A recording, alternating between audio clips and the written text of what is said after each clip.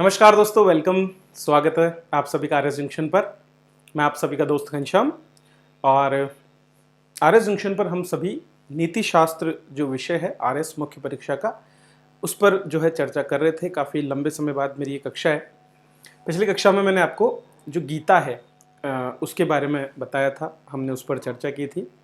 और आज की इस कक्षा में हम सभी जो है भारतीय विचारकों में जो महात्मा गांधी हैं, जो मान के चलिए कि आपको 5 नंबर का प्रश्न निश्चित रूप से आपको इसमें से पूछा जाएगा, तो उस पर हम जो है चर्चा करेंगे। तो ये पूरी की पूरी कक्षा मैं माइंड मैप से आपको बताने वाला हूँ। और इस कक्षा के जो नोट्स अगर आप चाहते हैं तो जैसा मैंने बताया, आर एस जंक्शन एप्लीकेशन जो है वहाँ पर फ्री कोर्स आपका नीति शास्त्र का उपलब्ध है। तो वहाँ से आप इसके नोट्स को प्राप्त कर सकते हैं। इससे पहले की क्लासेस भी वहाँ पर आपको उस कोर्स में मिल जाएगी। इसके अलावा मैंने कुछ आपके जो छोटे छोटे टॉपिक्स हैं उनके नोट्स भी अवेलेबल कराए हैं हाल ही में एप्लीकेशन पर, तो उनका भी आप लाभ ले सकते हैं। जैसे कि अकाउंट्स एंड ऑडिटिंग के नोट्स हैं, समाजशास्त्र के नोट्स भी मैंने उपलब्ध कराए हैं। इसी तरह से पेपर 3 में बिहेवियर अर्थात व्यवहार और विधि या लॉ के नोट्स जो है वो भी वहाँ पर आपको उपलब्ध हैं, तो उनका भी आप लाभ जो है एप्लीकेशन से ले सकते हैं। चलिए तो शुरुआत करते हैं और महात्मा गांधी के बारे में पढ़ते हैं। वैसे तो देखिए बहुत सी थ्योरीज आप महात्मा गांधी के बारे में पढ़ते हैं, उनका जीवन परिचय भी पढ़ते हैं, लेकिन उस पर हमें चर्चा करने की आवश्यकता नहीं है। हम नीति शास्त्र से संबंधित जो पहलू महात्मा गांधी के विचारों के हैं उन्हीं पर चर्चा करेंगे। और इसी क्रम में महात्मा गांधी के सभी विचारों को हम केवल एक शब्द में समेट सकते हैं और उस शब्द को कहा जाता है सर्वोदय। तो सर्वोदय शब्द अपने आप में एक बहुत ही बड़ा शब्द है और इस सर्वोदय शब्द से जो है हम अपना लगभग कंप्लीट जो महात्मा गांधी का विचार है अलग अलग पक्षों पर उसको समझ सकते हैं। तो उससे पहले हम ये समझ लेते हैं कि सर्वोदय शब्द का अर्थ क्या है, सर्वोदय शब्द का मतलब क्या है। अगर हम इसका संधि विच्छेद करें तो सर्वोदय का मतलब होता है सर्व और उदय। ठीक है, यहां पर इस सर्व शब्द से जो है अगर हम देखें तो इसके दो मतलब हमको निकल के आते हैं सामने। पहला सर्व का मतलब है सभी लोगों का। ठीक है, सभी लोगों में ऐसा नहीं है कि आप किसी वर्ग विशेष की बात कर रहे हैं। सभी लोगों में आपके स्त्री आ जाते हैं, पुरुष आ जाते हैं, बच्चे आ जाते हैं, युवा, अर्थात प्रत्येक मनुष्य जो इस धरती पर है उन सभी को जो है ये सर्व शब्द समाहित करता है। तो गांधी जी जो सर्वोदय की अवधारणा देते हैं उसमें सर्व शब्द का मतलब है सभी लोगों का। सभी लोगों में स्त्री, पुरुष, महिला, विकलांग, बालक, हर प्रकार के व्यक्ति को सम्मिलित किया जाता है। और दूसरा सर्व का मतलब है सभी प्रकार से। ठीक है, सभी प्रकार से। सभी प्रकार में अब आप देख सकते हैं, हो सकता है ये अर्थ से संबंधित हो, आर्थिक उदय की बात कर सकते हैं हम, हो सकता है ये सामाजिक हो, ये राजनीतिक हो या फिर ये नैतिक हो, इस तरह से सभी प्रकार से। तो सभी लोगों का, जिसमें स्त्री पुरुष हर प्रकार के व्यक्ति शामिल है, सभी प्रकार से आर्थिक रूप से जो गरीब है उस व्यक्ति को आर्थिक रूप से उन्नत करना। ठीक है, सामाजिक रूप से जो सामाजिक रूप से पिछड़ा है उसको सामाजिक रूप से आगे बढ़ाना। इसी तरह से जैसे मान लीजिए धनी व्यक्ति है, उसका तो कैसे उदय होगा, तो धनी व्यक्तियों का नैतिक चरित्र पतन होता है, तो उनके नैतिक उत्थान का प्रयास करना। तो गांधी जी सर्व शब्द में सभी लोगों को सभी प्रकार से उदय, उदय का मतलब उत्थान। ठीक है, उत्थान मतलब ऊपर की ओर अग्रसरित होना, मतलब जिस स्तर पे आप वर्तमान में हो उस स्तर से थोड़ा ऊंचा उठना। तो अगर आप आर्थिक स्तर पर नीची स्थिति में हो तो आपका आर्थिक रूप से उत्थान किया जाए। अगर आप नैतिक रूप से निचले स्तर पर हो तो आपका नैतिक रूप से जो है उत्थान किया जाए। यह है सर्वोदय की अवधारणा। तो परिभाषा के रूप में आप कह सकते हैं कि सर्वोदय से तात्पर्य समाज के सभी वर्गों का, ठीक है, स्त्री पुरुष आदि सभी प्रकार से, जिसमें आर्थिक, सामाजिक, नैतिक, राजनीतिक हर प्रकार को मानेंगे, और सर्वांगीण उत्थान इसमें सम्मिलित है। तो हर प्रकार से सभी लोगों का सर्वांगीण उत्थान करना, यही सर्वोदय का जो है कहना है। अब हम कहते हैं कि चूंकि महात्मा गांधी जब धरती पर आए और उसके बाद जब उन्होंने अपने सिद्धांत दिया, उस समय और भी बहुत से सिद्धांत जो है दुनिया में प्रचलित थे। फिर हम अगर बात करें तुलनात्मक रूप से कि अगर गांधी जी जो हैं उनका सिद्धांत आखिरकार इन सभी लोगों से ज्यादा बेहतर क्यों है, बिल्कुल हम उसे समझ सकते हैं क्यों बेहतर है।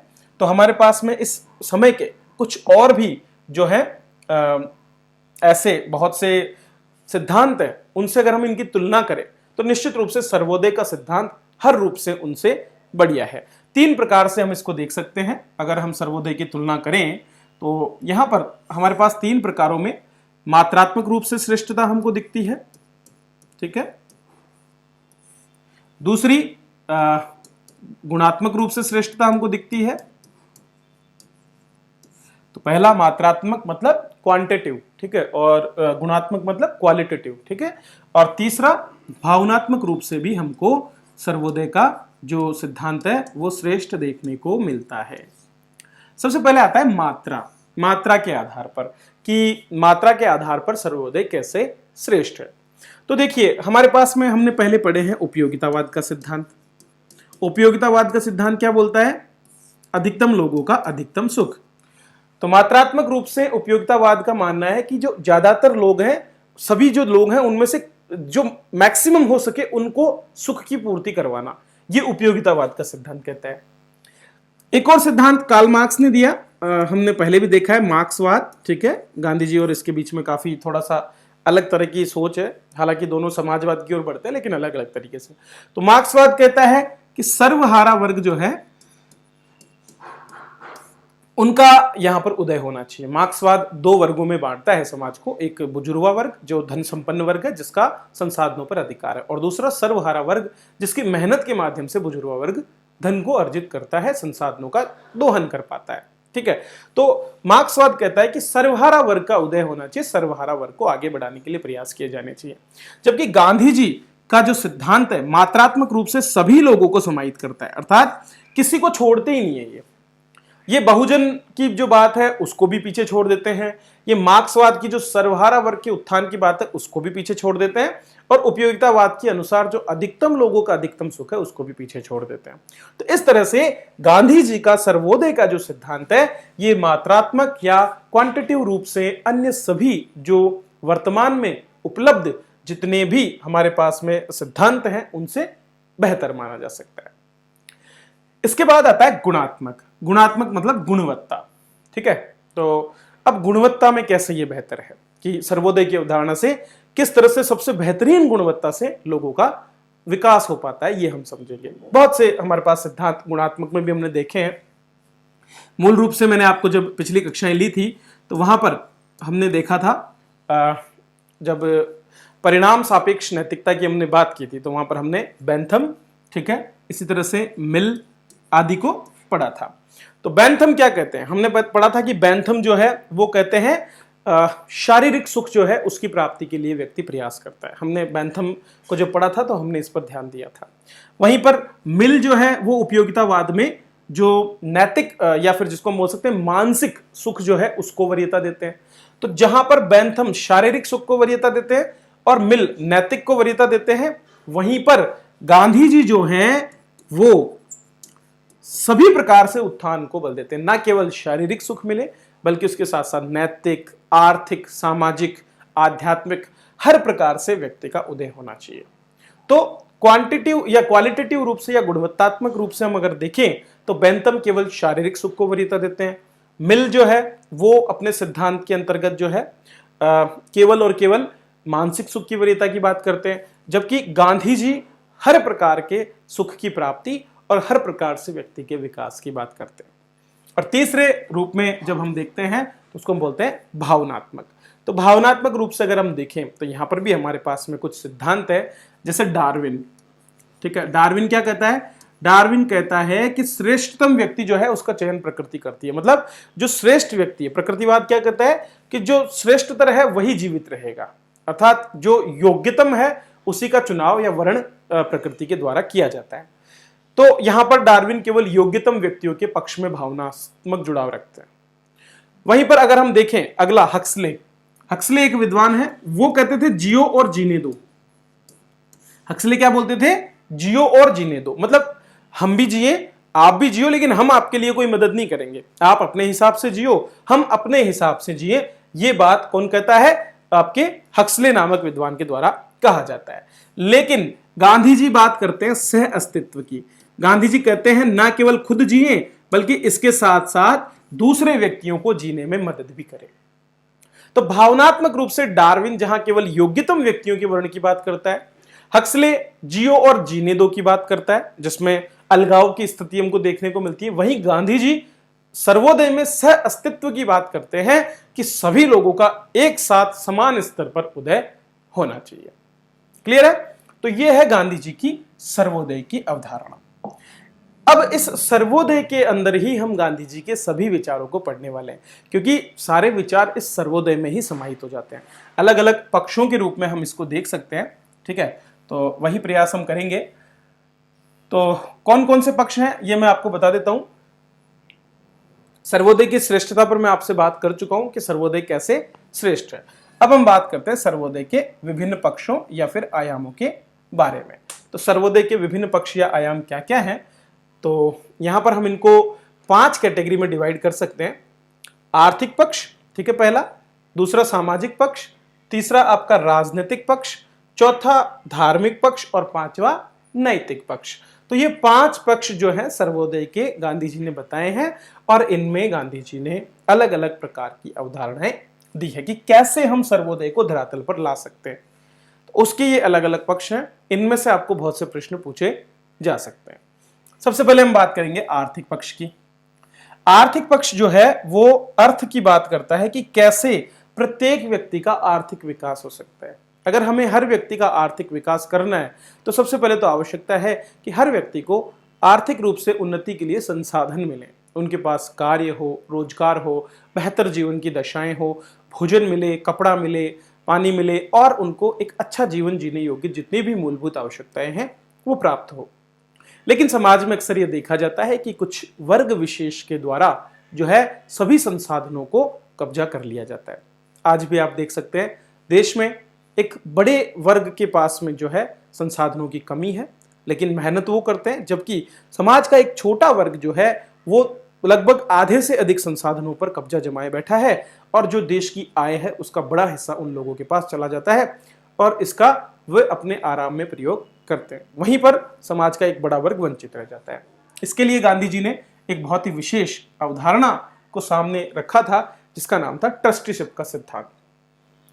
तो गांधी जी कहते हैं कि हमें ट्रस्टीशिप के सिद्धांत पर काम करना चाहिए।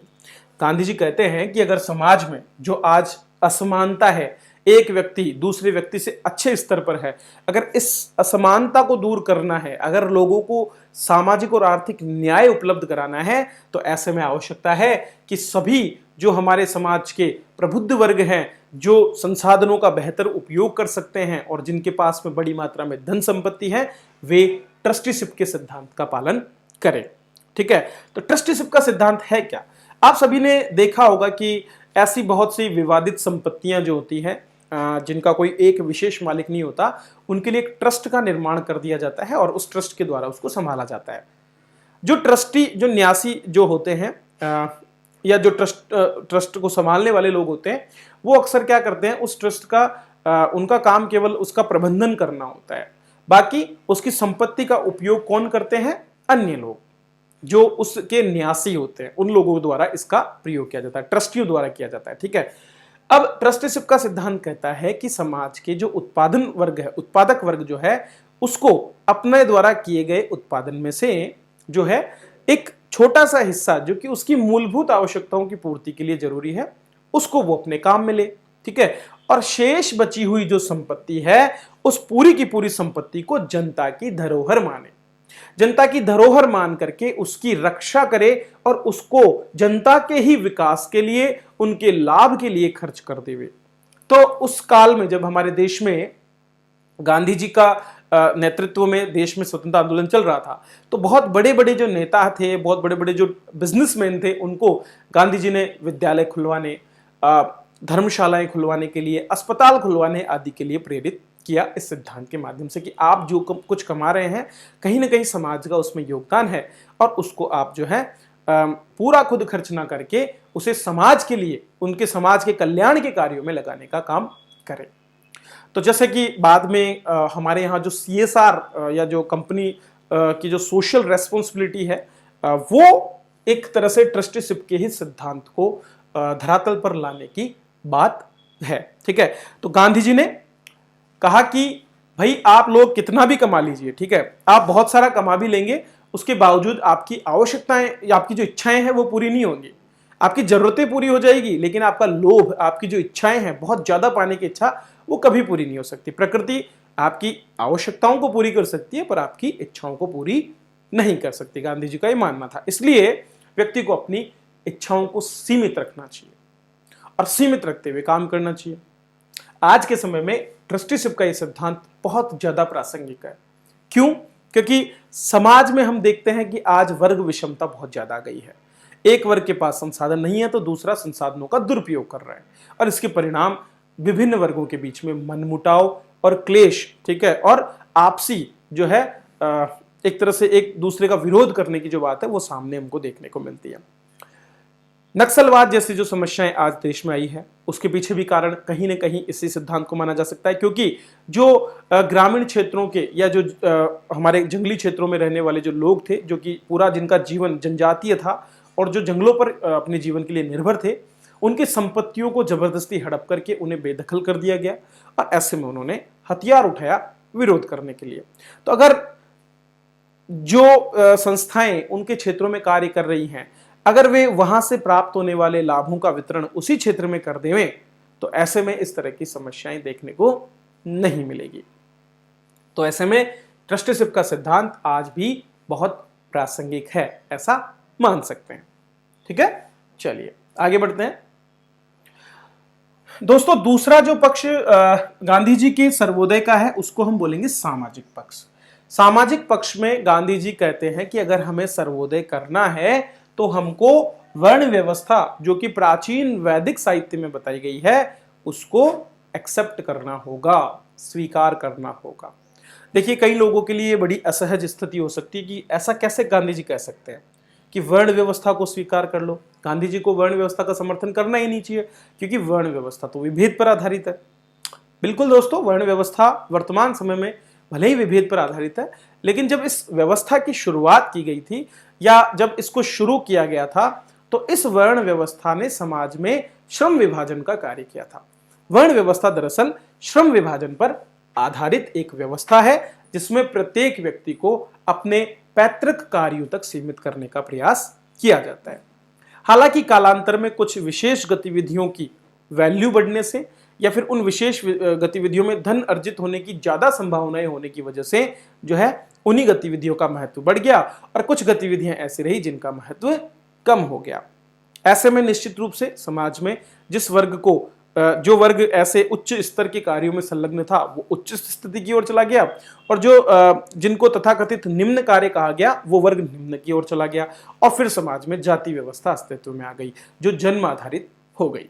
अंबेडकर जी इसका पूरी तरह से विरोध करते हैं वर्ण व्यवस्था का, क्योंकि उनके अनुसार वर्ण व्यवस्था विभेद पर आधारित है, जबकि गांधी जी कहते हैं कि नहीं, हमें वर्ण व्यवस्था का समर्थन करना चाहिए। हालांकि यहां समझने की बात यह है कि गांधी जी ने केवल श्रम विभाजन के लिए वर्ण व्यवस्था का समर्थन किया है, उन्होंने सामाजिक स्तरीकरण या फिर जो ऊंच नीच की भावना है उसको भी समाप्त करने की बात कही है। और ये कैसे हो, इसका गांधी जी ने एक फॉर्मूला दिया है। गांधी जी ने बोला कि ठीक है, तुम वर्ण व्यवस्था को एक्सेप्ट करो। उन्होंने इसके बहुत से लाभ भी गिनाए। गांधी जी ने कहा कि सबसे पहला काम तो आप ये करो कि वर्ण व्यवस्था में जितने भी प्रकार के श्रम हैं या जितने भी प्रकार के कार्य हैं, उन सभी को समान स्तर पर रखा जाए। इसका मतलब है कि कोई भी व्यक्ति किसी भी कार्य को करे, उसे समान पारिश्रमिक मिले। तो इससे क्या होगा कि कोई भी कार्य छोटा या फिर कोई भी कार्य बड़ा नहीं होगा। गांधी जी बहुत आदर्शवादी हैं, हालांकि ऐसी चीजें करना बहुत मुश्किल काम है, या फिर हम कह सकते हैं बिल्कुल एक असंभव सा प्रतीत होता कार्य। लेकिन गांधी जी मानते थे कि अगर हम, चाहे वो कोई व्यक्ति जो है कृषि का कार्य करे, चाहे कोई अध्ययन अध्यापन का कार्य करे, हर एक व्यक्ति के कार्य की समान वैल्यू निर्धारित की जाए। इससे क्या होगा कि किसी भी व्यक्ति के मन में यह भाव नहीं आएगा कि उसका कार्य किसी अन्य के कार्य की तुलना में ज्यादा अच्छा या बुरा है। हर कार्य समान होना चाहिए, वो चाहे स्वच्छता का कार्य हो या फिर वो बुनाई का कार्य हो, वो चाहे सुनार का कार्य हो, चाहे लोहार का कार्य हो, हर कार्य को बराबर रखा जाए। गांधी जी ने इसमें ये कहा। इसके बाद में गांधी जी ने कहा कि जब हम इस तरह से काम करेंगे तो ऐसे में क्या होगा कि प्रत्येक व्यक्ति को फिर अपने परिवार पर आधारित या फिर जो वर्ण व्यवस्था पर आधारित जिस वर्ण के लिए वो कार्य है उसको उसी कार्य में संलग्न होना चाहिए। इसका लाभ ये है कि आज आप देखते हैं कि अधिकतर हम में से लोग जो है करियर के निर्माण में ही जीवन की शुरुआती कई वर्ष दे देते हैं और उसके बावजूद हम जो है बेहतर तरीके से अपना करियर नहीं बना पाते हैं। तो गांधी जी कहते हैं कि यदि बचपन से ही बालक एक विशेष कार्य में अपने परिवार के सानिध्य में रहते हुए चीजें सीखेगा तो न केवल कुशलता में वृद्धि होगी बल्कि समाज को बेहतर सेवाएं भी मिल पाएंगी। जैसे कि अगर कोई व्यक्ति बचपन से ही किसी कार्य को कर रहा है तो उसका कौशल विकास उसमें होगा डेफिनेटली। जैसे आज अलग से सरकार को योजनाएं चलाई जानी पड़ रही है, वो नहीं चलानी पड़ेगी। ग्रामीण क्षेत्रों में जो महाजनी पहले प्रथा होती थी उसमें क्या होता था, कुम्हार का बेटा अगर कुम्हार का बर्तन बनाता था तो उसकी क्वालिटी ऑटोमेटिकली बढ़िया हो जाती थी क्योंकि वो लंबे समय से उस काम को करता था। तो इस तरह से अलग से न कौशल प्रशिक्षण की आवश्यकता होगी, ना ही बच्चों को यह चिंता होगी कि उनको रोजगार कहां मिलेगा। ठीक है, तो इस तरह से गांधी जी सभी कार्यों में समानता की बात करते हैं और गांधी जी कहते हैं कि वंश व्यवस्था के आधार पर, वर्ण व्यवस्था के आधार पर लोग अपने अपने काम को करें। क्योंकि सभी कार्यों का स्तर हमने समान कर दिया, सभी की वैल्यू समान है, तो ऐसे में ऑटोमेटिकली सभी लोगों को बराबर की स्थिति मिल जाएगी। लेकिन गांधी जी इसी के साथ विभिन्न कुरीतियों का विरोध करते हैं। वो कहते हैं कि छुआछूत की जो स्थिति है, जो मद्यपान जैसी स्थितियां हैं, महिलाओं की जो दयनीय स्थिति, ये सभी समाप्त होनी चाहिए, उन सभी को जगह नहीं मिलनी चाहिए। वर्ण व्यवस्था का उद्देश्य केवल और केवल समाज में कुशल कार्य करने वाले व्यक्तियों को आगे लाने के लिए होना चाहिए। तो अगर सभी के कार्यों को समान कर दिया जाएगा तो सभी की सामाजिक प्रतिष्ठा भी एक होगी और किसी तरह की परिस्थितिजन्य जो विरोधाभास की स्थिति है वो देखने को नहीं मिलेगी। तो यहां पर हमको ये देखने को मिलता है। तो गांधी जी ने क्यों समर्थन किया वर्ण व्यवस्था का? पहली बात तो वंशानुगत अगर व्यवसाय होगा तो कार्य अधिक कुशल हो पाएंगे। ठीक है। दूसरा, अलग अलग जो रोजगार प्राप्त करने के लिए संघर्ष है उसमें भी समाप्ति हो जाएगी। ठीक है। तो बेरोजगारी की जो समस्या है उसका बड़े हद तक यहाँ पर वितरण, जो बड़े हद तक एक जो समस्या के रूप में आज बेरोजगारी हमारे सामने, वो दूर हो जाएगी क्योंकि प्रत्येक व्यक्ति अपने स्तर पर काम करेगा। तीसरा, बड़े स्तर के कारखानों की आवश्यकता नहीं होगी, मशीनीकरण, उद्योगीकरण की आवश्यकता नहीं होगी, स्थानीय स्तर पर प्रत्येक चीज की पूर्ति हो पाएगी और इससे सभी लोगों को जो है रोजगार मिलेगा और धन का केंद्रीकरण भी नहीं होगा। क्योंकि आज अगर एक स्थान पर 1 लाख 2 लाख चीजों का उत्पादन होता है और वहीं अगर उनका उत्पादन 100 की संख्या में अलग अलग जगह पर हो तो प्रत्येक व्यक्ति को उचित लाभ यहां पर मिल पाएगा। ठीक है। तो ये गांधी जी मानते थे। तो सामाजिक स्तर पर सबको बराबर करने के लिए गांधी जी वर्ण व्यवस्था का समर्थन करते हैं, लेकिन किस प्रकार से, ये मैंने आपको समझा दिया। इसके बाद में आता है राजनीतिक पक्ष। ठीक है, कि राजनीतिक पक्ष सर्वोदय का क्या है। तो गांधी जी राजनीतिक पक्ष में एक अहिंसक अराजकतावादी व्यक्ति हैं। ठीक है, क्या है? अहिंसक अराजकतावादी।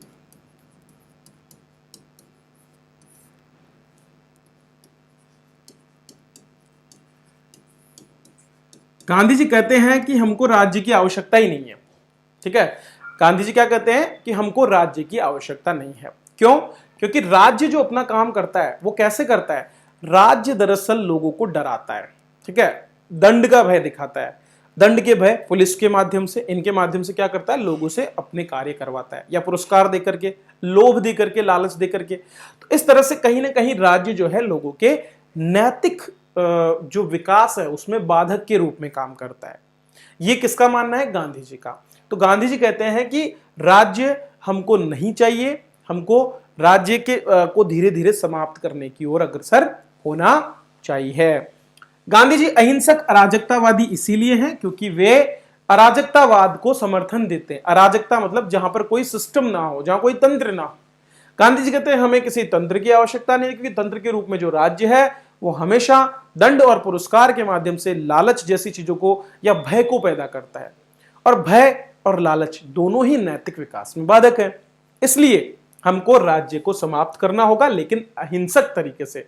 गांधी जी क्रांति की बात नहीं करते हैं कि हम विद्रोह करके, और जो है जिस प्रकार से मार्क्सवाद में विद्रोह की बात की जाती है, हिंसक अराजकतावाद की बात की जाती है, उसका वो यहां पर विरोध करते हैं। तो दंड और भय जैसी जो अनैतिक विचार हैं उनको विरोध करते हुए गांधी जी अराजकतावादी प्रवृत्ति को दर्शाते हैं।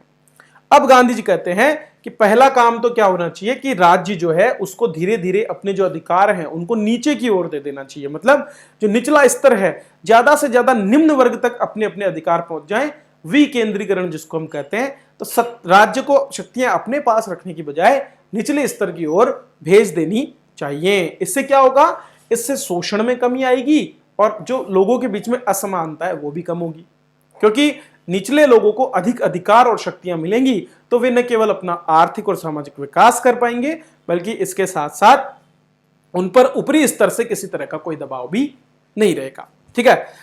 दूसरा, गांधी जी कहते हैं कि राज्य का क्षेत्र भी कम हो जाना चाहिए। राज्य जो इस तरह से वर्तमान में अलग अलग क्षेत्रों में अपना हस्तक्षेप करता है वो हस्तक्षेप भी कम होना चाहिए। ठीक है। तो जिसको हम गुड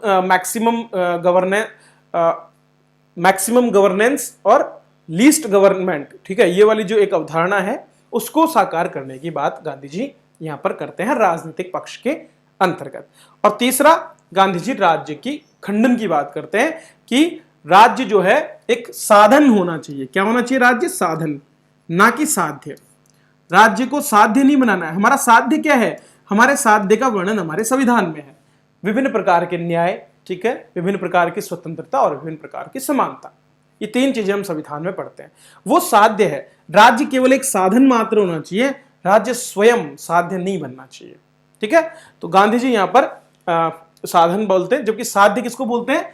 न्याय, समानता और स्वतंत्रता। और इन्हीं को हम क्या बोल सकते हैं? इन्हीं को हम बोलते हैं राम राज्य। ठीक है। गांधी जी का राम राज्य का यही तो है। तो गांधी जी के लिए साध्य है राम राज्य। ठीक है। जबकि जो राज्य है उसको गांधी जी केवल और केवल साधन मानते हैं। राज्य तब तक अस्तित्व में रहना चाहिए जब तक कि राम राज्य नहीं आ जाता। हालांकि राम राज्य आना मुश्किल है, इसलिए राज्य अस्तित्व में लगातार बनाया हुआ है। तो ये हो गया गांधी जी का राजनीतिक पक्ष। चलिए आगे बढ़ते हैं। अगला जो गांधी जी ने दिया है उसको धार्मिक पक्ष के रूप में हम देखेंगे। इसमें दो चीजें हैं, पहला सर्वधर्म समभाव और दूसरा धर्मांतरण का विरोध। तो सर्वोदय के लिए हमको एक तो आवश्यकता है सर्वधर्म समभाव की और दूसरा है धर्मांतरण के विरोध की। तो ये कैसे काम करते हैं वो हम समझ लेते हैं। पहले सर्वधर्म समभाव को हम देखते हैं। सर्व मतलब सभी, धर्म मतलब पंथ या जो अलग अलग वैचारिक जो प्रथाएं मान्यताएं हैं, और तीसरा है समभाव अर्थात एक जैसा भाव रखना। ठीक है।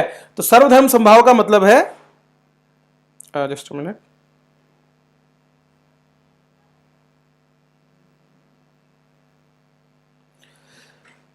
सर्वधर्म समभाव का मतलब है कि हम सभी धर्मों के प्रति एक जैसा भाव रखें। अपने धर्म को श्रेष्ठ मानना और दूसरे के धर्म को निकृष्ट मानना, ये भावना मन में नहीं होनी चाहिए। इसी का मतलब है सर्वधर्म समभाव।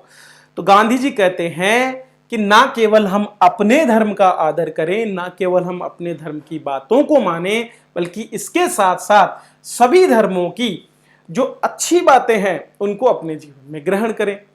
जब हम ऐसा करेंगे या फिर जब हम किसी दूसरे धर्म की अच्छी बातों को अपने जीवन में उतारेंगे तो ऐसा करके हम उस धर्म का भी आदर करेंगे और धर्मों के बीच में जो आपसी मनमुटाव है या धर्म का जो राजनीतिकरण करके सांप्रदायिकता की जो स्थिति हमारे सामने है वो सांप्रदायिकता की स्थिति समाप्त हो जाएगी। तो गांधी जी धर्म के दो पक्ष बताते हैं, एक है आंतरिक, मैं आपको पहले भी बता चुका हूं, ठीक है, और एक है बाह्य स्वरूप। बाह्य स्वरूप में आपको जो पूजा पाठ, ठीक है, और विभिन्न प्रकार के जो चिन्हों को धारण करना, आपका वेशभूषा, आपका जो बाहरी रूप है, उन सभी को हम बोलते हैं बाह्य रूप।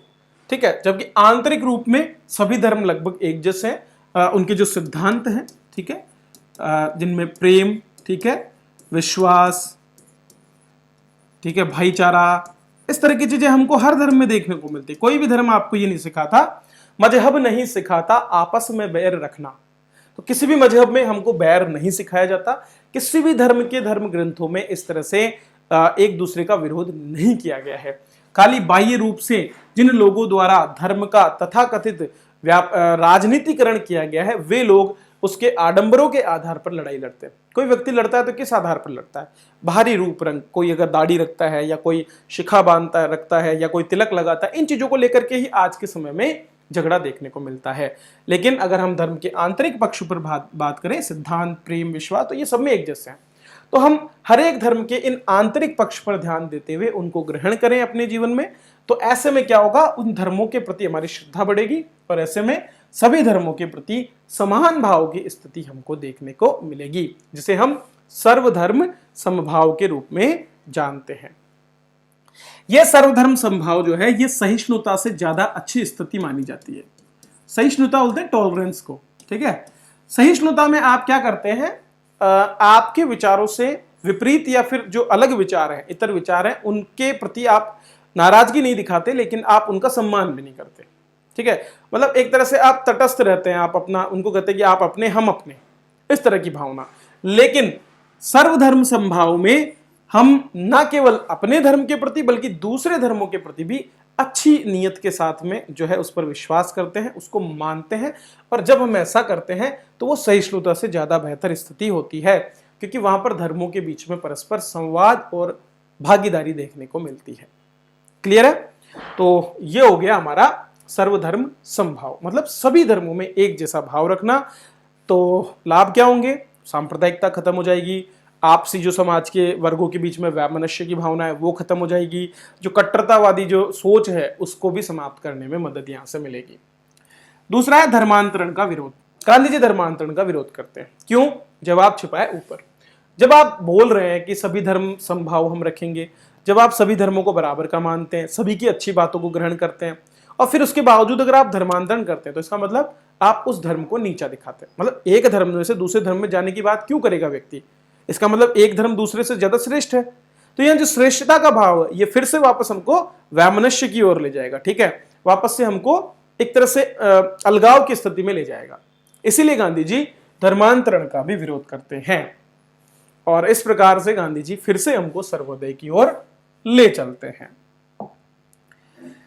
यहां तक हो गए हमारे चार पक्ष, हमने बात कर लिया, आर्थिक, सामाजिक, राजनीतिक और धार्मिक पक्ष। अब बारी आती है नैतिक पक्ष की। तो गांधी जी के नैतिक पक्ष में भी बहुत से बिंदु हैं जिन पर हमको चर्चा करनी है। चलिए, सबसे पहले गांधी जी का जो साध्य एवं साधन का विचार है, ठीक है, उसकी गांधी जी बात करते हैं। साधन एवं साध्य का विचार क्या कहता है? साधन एवं साध्य का विचार कहता है कि न केवल व्यक्ति का साध्य पवित्र होना चाहिए, बल्कि इसके साथ साथ साधन की भी पवित्रता होनी चाहिए। तो यहां पर गांधी जी मार्क्स से थोड़ा सा अलग हट जाते हैं। मार्क्स कहते हैं कि बस साध्य पवित्र होना चाहिए, साधन कैसा भी हो। इसीलिए मार्क्स हिंसा का प्रयोग करता है और कहता है कि सर्वहारा वर्ग को हिंसा के माध्यम से बुजुर्गा वर्ग को उखाड़ कर फेंक देना चाहिए, क्रांति के माध्यम से। लेकिन गांधी जी क्रांति का विरोध करते हैं, क्योंकि गांधी जी कहते हैं कि अगर कहीं पर भी हमारे साधन में हिंसा का प्रयोग हो गया या साधन कहीं से भी गलत हो गया, तो उसके परिणाम के रूप में मिलने वाला साध्य भी कहीं ना कहीं अनैतिक होगा। इसके लिए गांधी जी बीज और वृक्ष की बात करते हैं। गांधी जी कहते हैं कि चूंकि बीज साधन रूप में है और वृक्ष साध्य रूप में, तो अगर मान लीजिए आप कांटों का बीज लगाएंगे तो उस पे जो फलदार जो वृक्ष लगेगा वो कांटों का ही होगा, ना कि उससे आपको बेहतर मीठे फल मिलेंगे। तो जैसा बोएंगे वैसा पाएंगे। तो इसीलिए अगर आपका साधन ही गलत हो गया तो साध्य भी निश्चित रूप से गलत हो जाएगा। गांधी जी का ऐसा मानना है, और इसीलिए गांधी जी कहते हैं कि साधन और साध्य दोनों ही बेहतर होने चाहिए। और इसी के लिए गांधी जी कहते हैं कि साधन और साध्य एक ही सिक्के के दो पहलू हैं। यदि आप एक को बिगाड़ देंगे तो दूसरा अपने आप ही बिगड़ जाएगा, ठीक है। तो ये हो गया गांधी जी का साधन और साध्य का विचार। और साधन को बेहतर बनाने के लिए गांधी जी देते हैं हमें एकादश व्रत की अवधारणा। एकादश व्रत में क्या है? एकादश व्रत 11 प्रकार के व्रत हैं जो गांधी जी के द्वारा दिए गए हैं। इन 11 प्रकार के व्रतों को आप पहले तो जो जैन धर्म में दिए गए 5 व्रत हैं उनको ले लीजिए, जिसमें पंचव्रत में क्या क्या है? सत्य, अहिंसा, अस्तेय, अपरिग्रह और ब्रह्मचर्य। सत्य, अहिंसा, अस्तेय, अपरिग्रह और ब्रह्मचर्य, ये 5 तो आपके सीधे सीधे गांधी जी के 11 नियमों में से 5 आ गए कि व्यक्ति को सत्य को धारण करना चाहिए, अहिंसक होना चाहिए, अस्तेय, अस्तेय मतलब चोरी नहीं करना, स्तेय का मतलब है चोरी करना, दूसरे का चुराने की भावना रखना। फिर अपरिग्रह मतलब इकट्ठा करना नहीं चाहिए, परिग्रह का मतलब होता है संग्रह करना, जबकि अपरिग्रह मतलब इकट्ठा नहीं करना। और ब्रह्मचर्य मतलब अपनी भावनाओं को, अपनी वासनाओं को काबू में रखने का प्रयास करना, ये ब्रह्मचर्य है। फिर गांधी जी बात करते हैं 3 अ की और 3 स की। ऐसे याद कर लीजिए आप। तो 3 अ में क्या क्या है? अस्वाद। अस्वाद मतलब लोभ की कमी होना, स्वाद मतलब लोभ होता है, और अस्वाद मतलब अलोभ की स्थिति। अभय, अभय मतलब भय से रहित होना। अक्सर क्या होता है कि जो डर की स्थिति होती है वो हमसे गलत काम करवा देती है। मान लीजिए आपको अगर अपनी नौकरी खोने का डर है, तो ऐसे में आप कहीं ना कहीं अपने नैतिक प्रति से भ्रष्ट हो सकते हैं। लेकिन अगर आप भय से मुक्त हैं, भय रहित हैं, तो ऐसी परिस्थिति में आप जो है कभी गलत मार्ग पर नहीं जाएंगे। और तीसरा है अ पे अस्पृश्यता निवारण। सामाजिक स्तर पर लोगों को बराबर करने के लिए आवश्यक है कि हम अस्पृश्यता निवारण के लिए भी काम करें। ये 3 अ गांधी जी ने दिए हैं। फिर आता है 3 स। 3 स में सर्वधर्म संभाव, हमने पीछे देखा है। सत्याग्रह अर्थात सत्य की प्राप्ति के लिए लगातार प्रयास करना, सत्य को धारण करते हुए। और तीसरा शारीरिक श्रम, प्रत्येक व्यक्ति को शारीरिक श्रम करना चाहिए ताकि उत्पादन में उसका भी योगदान हो, देश की निरंतर प्रगति में और समाज के उत्थान में वो भी अपना योगदान दे पाए। ठीक है, तो ये हो गए आपके 11 नियम जिनको हम एकादश व्रत के नाम से जानते हैं। इसके बाद में गांधी जी का अगला जो सिद्धांत नैतिकता में आता है वो है सत्य और अहिंसा के रूप में। तो सबसे पहले हम बात करेंगे सत्य के रूपों के बारे में। गांधी जी सत्य के 2 रूप बताते हैं, एक सापेक्ष सत्य और एक निरपेक्ष सत्य। ठीक है, निरपेक्ष सत्य सत्य का वो रूप है जो देश, काल, परिस्थिति और समय के अनुसार बदलता नहीं है। वो प्रत्येक स्थिति में वैसा का वैसा ही रहता है। तो सापेक्ष सत्य का मतलब जो देश, काल और परिस्थिति के अनुसार ना बदले, उसको हम सापेक्ष सत्य निरपेक्ष सत्य कहते हैं। जबकि सापेक्ष सत्य वो है जो किसी परिस्थिति विशेष में या किसी क्षेत्र विशेष में या काल विशेष में बदल जाता हो, उसको हम सापेक्ष सत्य कहते हैं।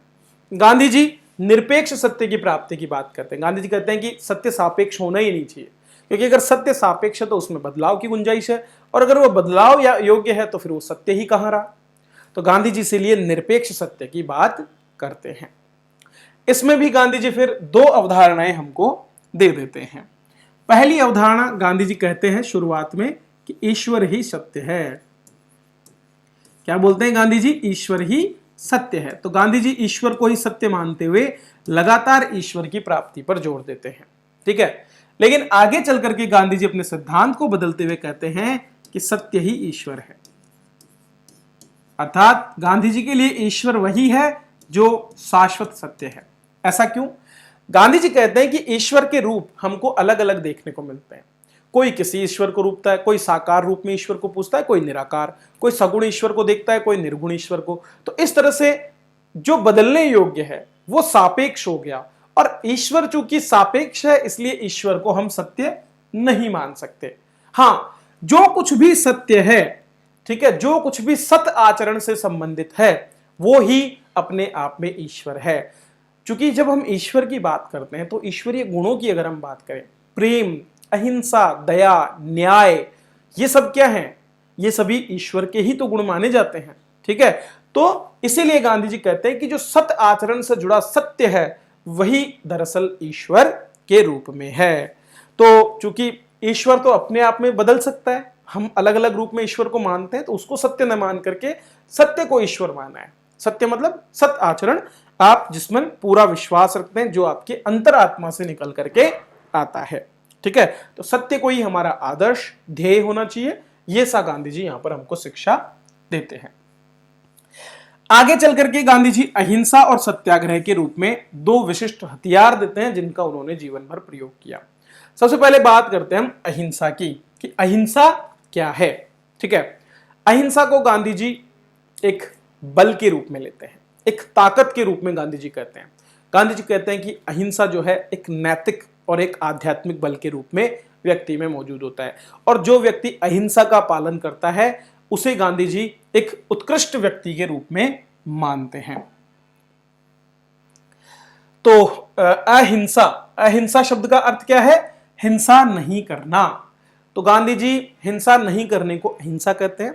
हिंसा किस प्रकार की, ये केवल शारीरिक हिंसा की बात नहीं है, आप मानसिक रूप से, ठीक है, अपनी सोच के रूप में, अपने कार्यों के रूप में या किसी भी प्रकार से हिंसा को त्याग देते हैं, किसी भी प्रकार से हिंसा नहीं करते हैं। तो गांधी जी का यहां पर केवल जानवरों की हत्या करने की बात नहीं कही, गांधी जी ने कहा है कि आपके विचारों में भी हिंसा का भाव नहीं होना चाहिए, उसी को जो है हम अहिंसा के रूप में देखते हैं। ठीक है, एक और बात जो कहते हैं गांधी जी कहते हैं कि अहिंसा वही व्यक्ति कर सकता है जो समर्थ हो। अर्थात मान लीजिए कि आप शक्तिशाली हैं और उसके बावजूद जिसने आपको नुकसान पहुंचाया उसको आप माफ कर देते हैं, ये अहिंसा है। लेकिन सपोज कीजिए कि कोई व्यक्ति आपके ही देश पर कब्जा करने आ रहा है और ऐसे में आप वहां से छुप करके भाग जाते हैं और कहते हैं कि नहीं नहीं मैं तो अहिंसक हूं, मैं इनको नहीं मार सकता या मैं इनसे नहीं लड़ सकता, तो इसको अहिंसा न कह करके कायरता का काम जो है कहा जाता है, कायरता का रूप कहा जाता है। तो अहिंसा मतलब समर्थ होते हुए भी किसी भी प्राणी मात्र के प्रति हिंसा नहीं करना, यह दरअसल अहिंसा है, ना कि कायरता को प्रदर्शित करना, क्योंकि कायरता को कभी भी अहिंसा नहीं कहा जा सकता। ठीक है, और दूसरा कारण गांधी जी अहिंसा का समर्थन करते हैं, गांधी जी मानते हैं कि अगर मान लीजिए हम किसी व्यक्ति के प्रति हिंसा करते हैं तो ऐसे में उस व्यक्ति के मन में प्रतिशोध की भावना आएगी, और जब वो प्रतिशोध की भावना मन में लाएगा तो एक बार फिर से वो हिंसा को जन्म देगा। तो एक बार की गई हिंसा दूसरी हिंसा को जन्म देती है और इस तरह से ये चक्र निरंतर चलता रहता है। जबकि अगर सामने वाले द्वारा की गई हिंसा के प्रत्युत्तर में आप अहिंसक होकर के कार्य करते हैं तो ये उसके मन को परिवर्तित करके उसे भी अहिंसक बना सकती है, ऐसा गांधी जी का मानना है। अहिंसा के बाद में आता है अगला सत्याग्रह। ठीक है, सत्याग्रह सत्य के लिए किया गया आग्रह, अर्थात सत्य विजयी हो, सत्य की प्राप्ति हो सके और सत्य की स्थापना हो जाए, इनके लिए जो कुछ भी गतिविधि आप करते हो, जो कुछ भी कार्य आप करते हो, वो सभी सत्याग्रह के अंतर्गत सम्मिलित होते हैं। दरअसल हम सभी जानते हैं कि सत्य को दबाया जा सकता है लेकिन वो पराजित कभी नहीं होगा। अब कई बार क्या होता है कि शक्ति के दम पर असत्य को जो है लोग सत्य बनाने का प्रयास करते हैं और ऐसे में वे सही बातों का विरोध करते हैं, लेकिन गांधी जी कहते हैं कि हमें अपने सत्य के लिए अहिंसा पूर्वक विनम्र तरीके से आग्रह करना चाहिए, और इस प्रकार से हम जब आग्रह करते हैं तो हम क्या करते हैं, हम दरअसल सामने वाले में परिवर्तन का प्रयास करते हैं। गांधी जी कहते हैं कि पाप को मारिए पापी को नहीं, अर्थात जो व्यक्ति नैतिक रूप से गलत है, जो अनैतिक है, जिसका आचरण गलत है या जिसके द्वारा समाज के कमजोर वर्गों पर कोई भी जो है अत्याचार किया जा रहा है, उस व्यक्ति को न मार करके उस व्यक्ति के अंदर की जो बुराई है, जो अनैतिकता है, उसको समाप्त करने का प्रयास किया जाना चाहिए, अर्थात उसको दूर करने के लिए प्रयास किया जाना चाहिए। और इसके लिए हमें जो सही है उसका समर्थन करना चाहिए, और जब आप सही का समर्थन करते हैं तो उस समय आप सत्य आग्रह कर रहे होते हैं, सत्य के लिए आग्रह कर रहे होते हैं। ठीक है, तो सत्याग्रह क्या है? सत्याग्रह दूसरे को दुखी करने की बजाय स्वयं को कष्ट में डालकर उसके सामने प्रस्तुत करना, ताकि उसे यह लगे कि नहीं, वो जो कर रहा है वो चीज गलत है और फिर वो सही मार्ग पर आ जाए। सत्याग्रह किसी भी मायने में व्यक्ति को नाराज ना करके उसके मन को परिवर्तित करता है, इससे आपसी वैमनस्य और जो कटुता की भावना है वो भी समाप्त हो पाती है। इसीलिए अहिंसा और सत्याग्रह, इन दो चीजों को गांधी जी ने अपने जीवन में अपनाया। अब बात आती है कि सत्याग्रही जो है उसकी पहचान कैसे करें। देखो सत्याग्रह जो है, सत्याग्रही व्यक्ति हमेशा एक तो ईश्वर का परम भक्त होता है, ईश्वर मतलब सत्य में उसकी पूरी आस्था होती है दृढ़ रूप से, ठीक है, अटूट विश्वास उसका सत्य में होता है। इसके अलावा वो सत्य के लिए निरंतर प्रयास करता है, ऐसा नहीं है कि वो एक या दो बार जब उसका विरोध हो जाए तो वो छोड़कर चला जाए, नहीं, वो लगातार अपने काम में लगा रहेगा। सत्याग्रही व्यक्ति अपने कार्यों को करते समय संयमित होता है, ऐसा नहीं कि माहौल में बदलाव होते ही वो तुरंत जो है अपना आपा खो देना, वो लगातार संयम से पूर्ण अनुशासित होकर के अपने लक्ष्य की प्राप्ति में लगा रहता है। ठीक है, इसके अलावा सत्याग्रही मन, वचन और कर्म, इन तीनों से ही सत्यनिष्ठ होता है। वो ये नहीं है कि मन में उसके कुछ और बात है, उसके कर्मों में कुछ और दिखे आपको, ठीक है, ऐसा नहीं है। उसके सभी रूपों में वो एक समान प्रदर्शन करने का काम करता है। तो ये होती है सत्याग्रह की परिभाषा, और किस तरह से सत्याग्रही किन गुणों को धारण करता है वो भी मैंने आपको बता दिया। तो यहां से दोस्तों हमने बहुत कुछ आज सीखा है। इसमें जैसा कि आप देख सकते हैं, हमने सत्य और अहिंसा पर बात की, हमने साधन और साध्य का विचार किया, और ये दोनों हमने नैतिक पक्ष के अंतर्गत पढ़े। इसके बाद हमने धार्मिक पक्ष में सर्वधर्म संभाव और धर्मांतरण का विरोध पर जो गांधी जी के विचार हैं उनको देखा है। आगे बढ़ते हुए हमने जो राजनीतिक पक्ष है गांधी जी के सर्वोदय का उसको पढ़ा। सामाजिक पक्ष में हमने गांधी जी की वर्ण व्यवस्था के समर्थन का कारण देखा, और आर्थिक पक्ष में हमने ट्रस्टीशिप का सिद्धांत देखा। ये तीनों ही चीजें जो है गांधी जी के सर्वोदय के विभिन्न आयाम हैं। अब हम लास्ट में देख लेते हैं सर्वोदय की कमियां क्या है। देखो, सर्वोदय की बहुत सी कमियां हैं, जैसे कि सबसे पहली कमी तो यही है कि मनुष्य मूलतः अच्छा आदमी होता है। गांधी जी को ऐसा लगता है, ठीक है, और इसीलिए गांधी जी हृदय परिवर्तन की बात करते हैं। लेकिन क्या वास्तव में यह संभव है? नहीं। व्यक्ति वर्तमान समय में खास करके हम देखते हैं नैतिक पतन की वजह से, मूल्यों के पतन की वजह से जो है लोभ या फिर भौतिकवाद की ओर आगे बढ़ा हुआ है। पश्चिमी देशों का प्रभाव भी कहीं ना कहीं हमको भौतिकवाद की ओर ले जाता है, जो कि गांधी जी के पूरे सिद्धांत को ही नकार देता है। सर्वोदय में एक और राज्य का विरोध किया है तो दूसरी ओर उसको स्वीकार भी किया गया है। तो गांधी जी ने जब राजनीतिक पक्ष की बात की तो उन्होंने कहा कि राज्य का खंडन होना चाहिए, लेकिन वो कहते हैं कि कुछ समय के लिए राज्य रहना चाहिए, विकेंद्रीकरण के माध्यम से उसको धीरे धीरे कमजोर करना चाहिए, ठीक है। तो ये भी एक जो है विरोधाभासी स्थिति है। सर्वोदय के लिए उच्च आदर्श और नैतिक व्यक्तियों की आवश्यकता है, बिल्कुल, लेकिन नैतिकता को विकसित करना बड़ा मुश्किल काम है, क्योंकि नैतिकता का पालन करना अत्यंत दुष्कर और कठिन है, और इसीलिए समाज का एक बड़ा वर्ग अनैतिक रूप से कार्य करता है। और अंतिम, कई बार अहिंसा की आड़ में हिंसा का प्रयोग किया जाता है, और वहां से भी स्थिति गलत होती हुई दिखती है। तो गांधी जी की प्रासंगिकता काफी है, लेकिन उसके लिए जरूरी है कि नैतिक मूल्यों का विकास किया जाए। जब तक नैतिक मूल्यों में विकास नहीं होगा, समाज को हम बदलाव की ओर नहीं ले जा सकते हैं। तो यह है दोस्तों गांधी जी के बारे में कंप्लीट जो उनका आदर्श है उसको हमने पढ़ा। उम्मीद करता हूं ये आपको पसंद आया होगा, तो आप अपने कमेंट्स के माध्यम से मुझे ये बताएं। इसके अलावा जैसा मैंने आपको कहा, आरएस जंक्शन एप्लीकेशन पर आपके लिए ये कोर्स कंप्लीट अवेलेबल है, तो वहां से आप इसका लाभ ले सकते हैं। और इसके अतिरिक्त आप अन्य बहुत से छोटे छोटे कोर्सेज जो मुख्य परीक्षा के लिए है वो भी मैंने एप्लीकेशन पर डाल दिए हैं, तो उनको भी आप प्ले स्टोर से आरएस जंक्शन ऐप डाउनलोड करके प्राप्त कर सकते हैं। Thank you.